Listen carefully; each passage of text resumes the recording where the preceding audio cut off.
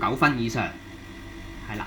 有啲嘢係可以 measurable 嘅，咁所以可數嘅目的就係能夠令到你好清楚知道自己嘅成績係響邊度，係啦。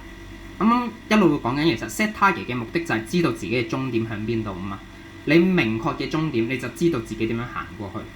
可數性嘅終點就係你可以好清楚咁知道自己做咗幾多 percent， 或者嗰個成績係去到邊度，做到係做到點樣先至為之做到，做唔到係爭幾多，爭啲乜嘢。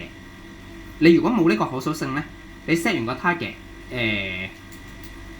係唔知自己點為之完成，點樣為之未完成嘅，或者就算完成唔到，爭幾多，爭啲乜，你有個可數性就容易數好多啦。咁如果係你嘅話，即係話，譬如都係攞翻温書嗰個例子啦。咁你係你嘅，你會點樣 set 到佢係可數嘅咧？我會將佢連落去一啲 past paper 度咯。成績就係我最好嘅可數性，係啦。或者如果我今日唔係温晒成份卷嘅，咁就可能係温到某個章節幾多個？係啦，或者咁講。我唔會淨係將温書去 set 做我嘅 target 咯，因為温書係行動，係我達到目的嘅方法。What's the point 係我要識得呢個產品，係啦。温書係我嘅過程，明啦，係嘛？係啊，係啦。好啦，咁achievable 啦，咁achievable 其實就係講緊可以達到啦，同具有挑戰性。咁啱啱都有提到嗰個點解要係可以達到同具挑戰性？咁其實 target 就係我哋嘅終點。你 set 到一個終點係天邊咁遠嘅，不能夠達到嘅，係你 set 呢個 target 係冇用嘅。即係例如我 set 一個 target 話，我今日內就要做到 MDRT 啦，跑緊417萬，呢個係不可能達到嘅，自己都知道。咁我唔需要 set 呢個 target 啦。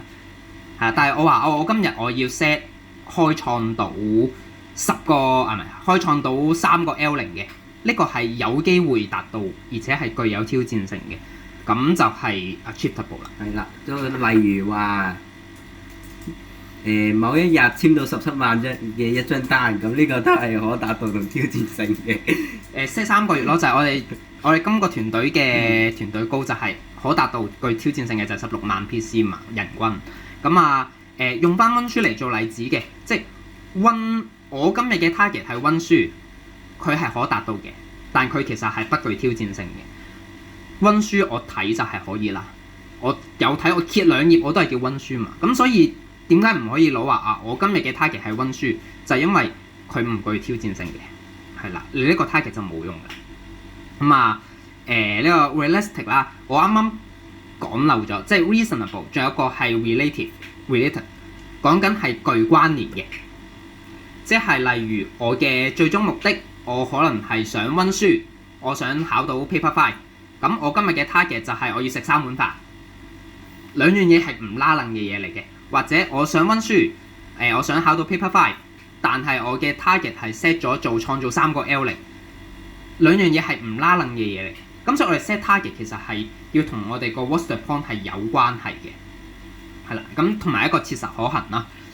咁跟住就攤班啦，有時間限制啦。你 set 一個冇時間限制嘅 target 係冇用嘅，即係我今日要温書，到底係我今日要温書，我都起碼係 set 咗係今日落。咁但係如果我 set 個時間，我淨係話我個 target 係温書，我冇 set 到係今日嘅話，咁即係幾時做都得啦，係啦。咁所以一個清晰、準確、有效嘅目標係5樣嘢缺一不可嘅。明白啦。咁我都想問一問下啦。咁你都講咗呢個 smart target 啦。咁有啲咩具體係大家 set target 係錯誤嘅例子呢？咁我就抄咗呢個今日嘅 target call 嘅一啲 example， 我覺得可以有改善空間啦。例如第一個上自己 team training 去 study product， 咁其實呢樣嘢 set 做 target， 你覺得係冇咗頭先邊個要素啊？時間先咯，首先。時間都係有嘅，今日咯，係啦，全部都係今日㗎啦，都有個攤班嘅。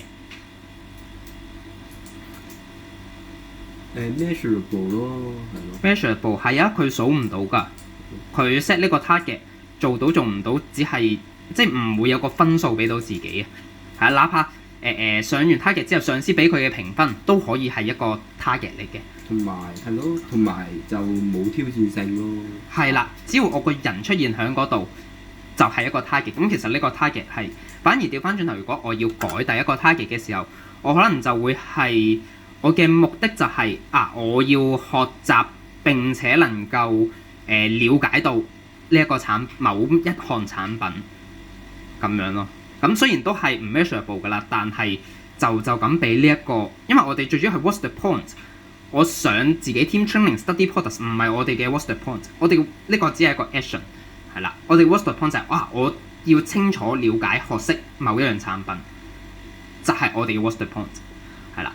咁跟住見 L1 順利啦，或者有好多都係話今日嘅 target 係同 buddy 情深深，呢個都係唔 achievable 嘅 target 嚟嘅，即係呢啲就係同 buddy 情深深就係你去就得㗎啦，基本上出現就得㗎啦。咁見 L1 順利嘅點跌翻佢係順利，還是 what's the point？ 我就咁見 L1 嘅順利就係我想做嘅，定還是我想創造嘅就係我能夠同佢介紹啲乜嘢？定還是我能夠同佢做到開單？呢個係我嘅 target 呢？係啦，我見 L1 係我嘅行動，我嘅 target 係我希望能夠同佢介紹 product， 或者係能夠攞到佢嘅 budget。我要有個結果係啦，去衡量我得定唔得。咁見 L1 順利點為之得？點樣為之唔得呢？係唔能夠了解嘅。咁打俾銀行問退保進度都係一樣啦。其實呢個係可以有好 measurable 嘅。係啦，就係做到做唔到，係啦。打俾銀行問係就咁一個 action 嚟嘅啫，係啦。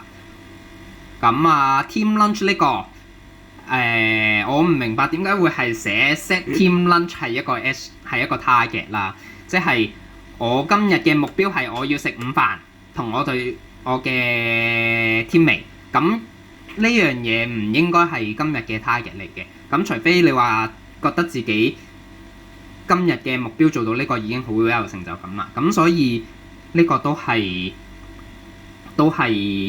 冇挑戰性啦。跟住再下一個準時去小組會，又係一個唔應該係我哋呢個層次 level 嘅 target，即係除非你話